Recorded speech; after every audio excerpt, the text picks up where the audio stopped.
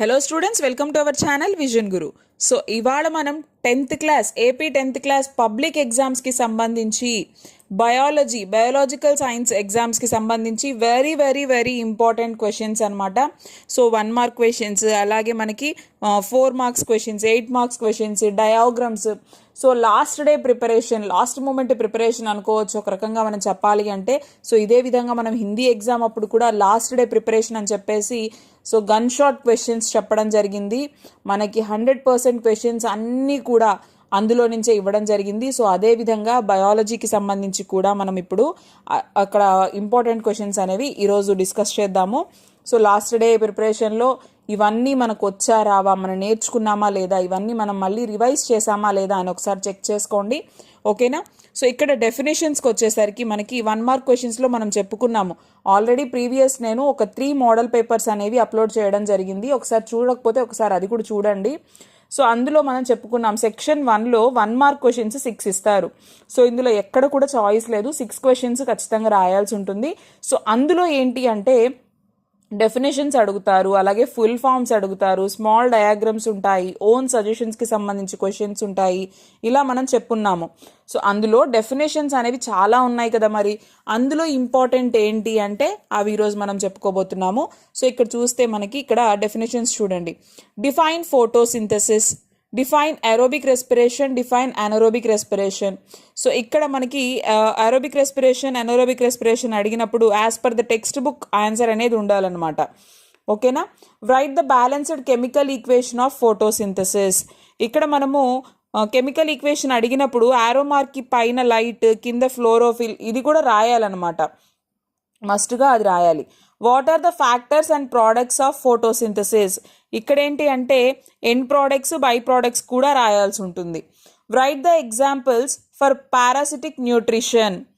Next 7th question, examples for holozoic nutrition, saprophytic nutrition. Next 8th క్వశ్చన్కి వచ్చేసరికి what are peristaltic movements. 9th question, biodegradable, non biodegradable substances. Next 10th one, single circulation, double circuit circulation with examples. Next haemodialysis or artificial kidney. ఇక్కడ చూడండి, haemodialysis అని అన్నా అడగొచ్చు, లేదంటే artificial kidney అనైనా అడగొచ్చు. లేదు అంటే చూడండి, which process is involving for the purification of blood and urine. So ఇలా కూడా అడగొచ్చు అనమాట, ఓకేనా. సో ఇక్కడ మనకి ఇది డయాగ్రామ్ కూడా చాలా ఇంపార్టెంట్ అనమాట. సో ఇవన్నీ డెఫినేషన్స్. నెక్స్ట్ అదేవిధంగా ఫుల్ ఫామ్స్ కూడా అడుగుతారు అని చెప్పాను 1 మార్క్కి. సో ఇక్కడ చూస్తే మనకి కొన్ని ఇంపార్టెంట్వి ఇచ్చున్నాను చూడండి. సో ఏటీపీ అంటే ఏంటి, adenosine triphosphate. ADP adenosine diphosphate. Expand CNC and PNC, ఇలా ఎక్స్పాండ్ అని అడుగుతారు ఫుల్ ఫామ్స్కి. So expand CNC and PNS CNS అని. సిఎన్ఎస్ అంటే ఏంటి, central nervous system. PNS peripheral nervous system. ANS autonomous nervous system. CFC chlorofluorocarbons. UNDP United Nations Development Program. STD sexual transmitted diseases. HIV human immunodeficiency virus. Next AIDS AIDS, so acquired immunodeficiency syndrome. So RUBP అంటే ribulose 1,5 bis phosphate. ESRD end stage renal diseases. BP so స్నిగ్నోమీటర్, మనకి నార్మల్గా BP ఎంత ఉండాలి, so అది కూడా అడిగే అవకాశం ఉంటుంది కాబట్టి 120/80 స్నిగ్నోమానోమీటర్. సో నెక్స్ట్ డిఎన్ఏ చూడండి, ఇక్కడ డియాక్సిరైబో న్యూక్లిక్ యాసిడ్. సో ఈ ఫుల్ ఫామ్స్ అనేవి చాలా చాలా ఇంపార్టెంట్ అనమాట. Next AS4 questions. ఇక్కడ మనకి AS4 క్వశ్చన్స్ అనేవి 2 మార్క్స్లో అడిగే అవకాశం ఉంది, అలాగే 4 మార్క్స్లో కూడా అడిగే అవకాశం ఉంది. సో కాబట్టి AS4 క్వశ్చన్స్లో కొన్ని ఇంపార్టెంట్ చూడండి. ఇక్కడ మనము ఫస్ట్ చాప్టర్ న్యూట్రిషన్ నుంచి తీసుకున్నట్లయితే ఎంజైమ్స్ టేబుల్ మనకి మోడల్ పేపర్స్లో చెప్పినప్పుడు చెప్పున్నాను. సో టేబుల్ ఇచ్చేసి దాని కింద క్వశ్చన్స్ అడగడం జరుగుతుంది అనమాట.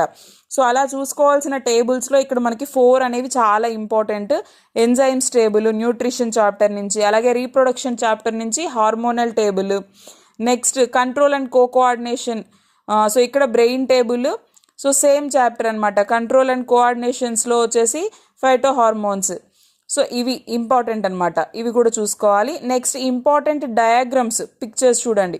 సో మనం నేర్చుకోవాల్సిన ఇంపార్టెంట్ డయాగ్రామ్స్ ఏమేమి ఉన్నాయి? Excretory system of human beings, ఇది చాలా చాలా చాలా ఇంపార్టెంట్ అనమాట, మోస్ట్ ఇంపార్టెంట్ డయాగ్రామ్, కాబట్టి ఖచ్చితంగా అందరూ నేర్చుకోండి, ఓకేనా.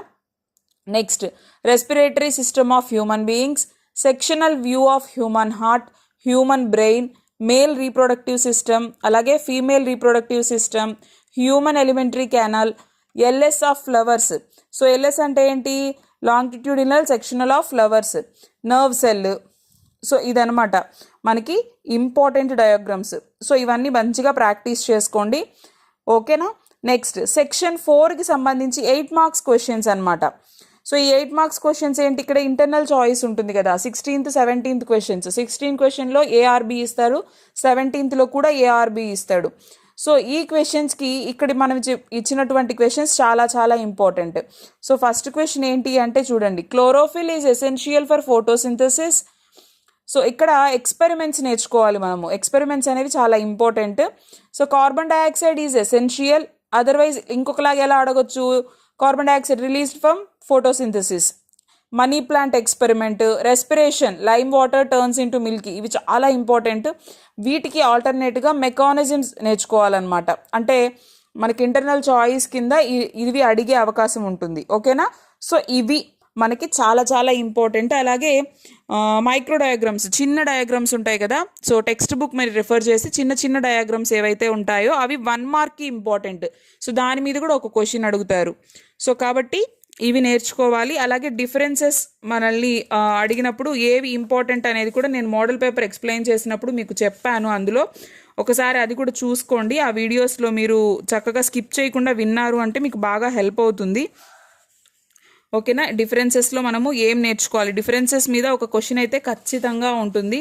సో కాబట్టి అది కూడా నేర్చుకోండి. యూనిసెక్షువల్, బైసెక్షువల్ ఫ్లవర్స్, నెక్స్ట్ అలాగే autozymes, allozymes, xylem, phloem, next alveoli, nephron, single circuit circulation, double circuit circulation, arteries, veins, biodegradable, non biodegradable substances, differences అనమాట. ఇవి చాలా చాలా ఇంపార్టెంట్. ఇది సెక్షన్ 3లో మనకి 4 మార్క్స్ క్వశ్చన్స్కి అడిగేటువంటి అవకాశం ఉంటుంది, ఓకేనా. అదేవిధంగా మనకి మళ్ళీ 2 మార్క్స్ క్వశ్చన్స్లో కూడా మనము అంటే జనరల్గా ఇప్పుడు కార్డియాలజిస్ట్ గురించి కానీ, యూరాలజిస్ట్ గురించి, న్యూట్రిషనిస్ట్ గురించి, పల్మనాలజిస్ట్, నెఫ్రాలజిస్ట్, సో ఇవి కూడా అడిగే అవకాశం ఉంటుంది. సో కాబట్టి ఇవన్నీ చాలా చాలా ఇంపార్టెంట్. మంచిగా ప్రిపేర్ అవ్వండి, అందరూ చక్కగా ప్రజెంట్ చేసి రాయండి. సో ప్రతి ఎగ్జామ్లో మీకు మంచి మార్క్స్ రావాలని కోరుకుంటున్నాను, ఓకేనా. ఎవరైతే 10th క్లాస్ ఎగ్జామ్స్ రాస్తున్నారో ఆ స్టూడెంట్స్ అందరికీ కూడా మా తరపున బెస్ట్ విషెస్ అండి. గుడ్ లక్, మంచిగా రాయండి, మంచి రిజల్ట్ తెచ్చుకోవాలని మనస్ఫూర్తిగా కోరుకుంటున్నాను. సో ఈ వీడియో మీకు హెల్ప్ అవుతుంది అనుకుంటున్నాను. మీకు హెల్ప్ అయ్యింది, మీకు యూజ్ అయ్యింది అనుకుంటే మాత్రం మీ సపోర్ట్ని మాకు తప్పక అందించండి. మీకు తెలిసిన వాళ్ళకి, మీ రిలేటివ్స్కి కూడా వీడియోస్ని షేర్ చేయండి, అలాగే లైక్ చేయండి, ఛానల్ని అయితే సబ్స్క్రైబ్ చేసుకోండి. బెల్ ఐకాన్ని క్లిక్ చేసినట్లయితే మేము వీడియో పోస్ట్ చేసిన వెంటనే నోటిఫికేషన్స్ అనేవి మీ దాకా వచ్చేస్తాయి. Thank you.